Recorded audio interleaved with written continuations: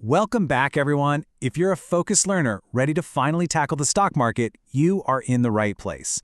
Millions of people want to invest, right? But they get completely intimidated. They think, oh, I need thousands of dollars and some fancy degree in finance to even begin. But what if I told you that you really only need $10 and 10 minutes? Okay, let's dive into this explainer and demystify the world of investing. So think about this for a second. If you had taken just $1,000 and put it into the S&P 500 exactly 20 years ago, what do you think it'd be worth today? People usually guess, I don't know, maybe 2 or 3 grand? Nope. Thanks to the incredible power of market growth, that same $1,000 would actually be sitting at over $6,000 today. Literally, that one single choice completely changes your financial trajectory. And it's exactly why understanding this stuff matters so much to your future. Here's our simple roadmap for the explainer so you can see exactly how manageable this is going to be. We'll start with a welcome to the market, then look at stocks, ETFs, and indices. After that, we'll cover the magic of compound interest, go over some common beginner mistakes, and wrap up with exactly how you can start today. Welcome to the market and what it actually means to invest. It's the absolute most foundational question we can ask, right? What even is the stock market? Look, if you watch the financial news, they make it sound like this chaotic, terrifying casino full of flashing red and green numbers and people panicking. But let's just strip away all that jargon and intimidation right from the get-go. When you buy a stock, you're not just buying some random, fluctuating ticker symbol on a computer. You are literally buying a tiny slice of a real, actual profit-making business. Imagine a massive, super profitable pizza parlor. Now, buying the whole entire pizza parlor might cost millions of dollars, and yeah, most of us definitely can't afford that. But the stock market lets you buy just one tiny slice of that pizza. So when you grab a share, you own a small piece of that company. You become a part owner of its future profits. It really is that simple. Section 2. Stocks, ETFs, and indices. Let's move to and see how this builds as we look at the 3 main flavors of investing. Our first flavor here is individual stocks. This is pretty much exactly what it sounds like. You're buying shares of one single company. Think Apple or Tesla. Now, if that specific company crushes it and does incredibly well, you stand to make a fantastic return. But on the flip side, if they have a terrible year, your investment takes a direct hit. So it's the highest potential reward for sure, but it brings the highest risk because you're putting all your eggs in one corporate basket. Which brings us to flavor number 2, ETFs. That stands for exchange-traded funds.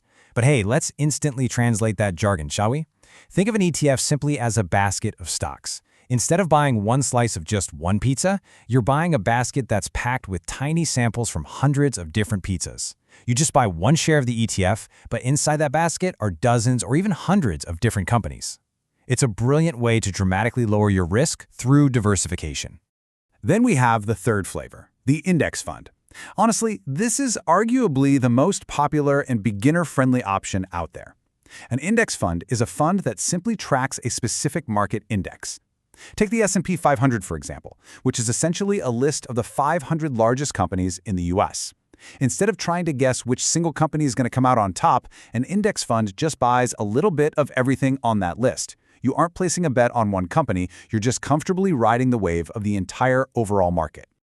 To sum that all up, you essentially have 3 main paths to invest. Individual stocks, if you want that high risk and high reward, ETFs, which bundle stocks into nice, manageable baskets, and index funds, which are your market trackers. Honestly, as a beginner, you don't need to overcomplicate this at all. Leaning toward those baskets and market trackers takes so much of the guesswork right out of the equation. Section 3. The magic of compound interest. Why starting early is your absolute superpower. Now, what's really interesting about this slide is how money grows on itself like a snowball. Let's compare 2 people here. Person A starts investing $200 a month at age 25. Person B decides to wait a bit and starts investing that exact same $200 a month at age 35.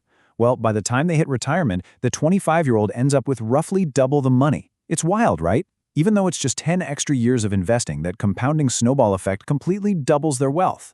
So the earlier you start, the less total money you actually have to put in straight out of your own pocket. Talk about a sense of urgency. So the crucial point is perfectly captured in this famous financial quote, "Time in the market beats timing the market." Seriously, stop trying to guess the absolute perfect day to buy in. Your single most powerful tool here is time. You just need to start small, start early, and stay consistent. Section 4. common beginner mistakes, and exactly what not to do so you can safely navigate this journey. Okay, we really have to set some realistic expectations here.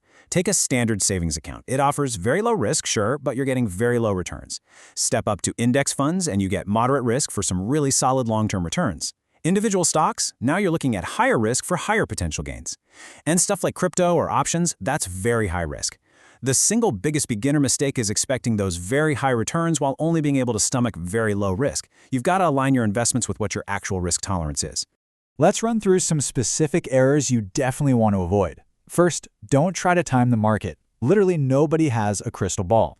Second, no panic selling during drops. Look, historically, the US stock market has averaged roughly 7 to 10% annual returns over long periods before inflation. Market dips are completely normal. Third, please don't put all your money in one single stock. Remember the baskets we talked about. And finally, do not sit around waiting for the perfect moment to jump in. Because get this, the data is absolutely staggering. If you miss just the 10 best days in the market over an entire decade, it significantly ruins your overall returns. How crazy is that? The market's biggest gains so often happen in these sudden, completely unpredictable bursts. That's why doing absolutely nothing and just staying invested is usually the absolute best move you can make. Section 5. How to start today. Your action plan. And this brilliantly illustrates how you can take immediate control with an exact roadmap. Here is your foolproof 6-step action plan to get going today. Step 1, choose a brokerage app. Platforms like Fidelity, Charles Schwab, or Robinhood. Those are all super common examples. Step 2, open an account. This could just be a standard taxable account or maybe a retirement account if you want those sweet tax advantages. Step 3, decide how much to invest. And remember, putting in small, consistent amounts matters way more than dropping one giant lump sum. Step 4, pick your investment. Like we discussed, broad index funds or ETFs are fantastic for beginners to keep things incredibly simple. Step 5, set up recurring investments. You guys, this is the secret sauce. Make it automatic so it just happens every single month without relying on your willpower. And step 6, just leave it alone. Let compound interest do its heavy lifting. If you remember absolutely nothing else from this explainer, I want you to remember this one phrase. Start small, start early, stay consistent. That right there is your ultimate formula for building real wealth in the stock market over time. So, I'm going to leave you with this final provocative question. Are you going to keep waiting around for that mythical perfect moment when you finally feel totally ready and have thousands of extra dollars saved up? Or will you take 10 minutes today, download an app, and start your journey with whatever you can afford right now? The truth is, you are not behind, provided you take that very first step today. Thank you so much for joining me for this explainer, and happy learning.